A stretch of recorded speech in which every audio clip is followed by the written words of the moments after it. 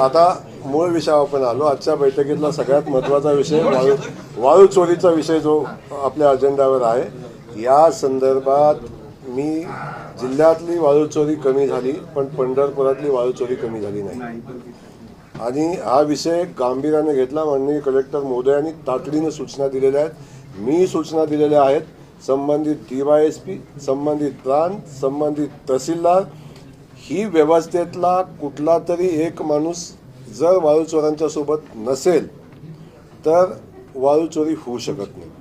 ज्या दिवशी पोलीस प्रशासन आणि महसूल प्रशासन वाळू बंद करायचा निर्णय घेईल त्या दिवशी 100% बंद होईल। जोपर्यंत ते चालू आहे तोपर्यंत ह्या दोघातलं कोणी ते पार्टनर आहे हे 100% आहे। त्यामुळं मी तशा सूचना तातडीने दिलेल्या आहेत। कुठल्याही परिस्थितीत वाळू चोरी चालू देणार नाही। या संबंधात जर कोण हलगर्जीपणा केला किंवा कोण मदत करत असेल तर त्यांच्यावरही कारवाई केली जाईल अशा स्पष्ट सूचना आज मीटिंगमध्ये दिलेल्या आहेत। सन्माननीय कलेक्टर महोदयांनी त्या संदर्भात तशा सूचना दिलेल्या आहेत।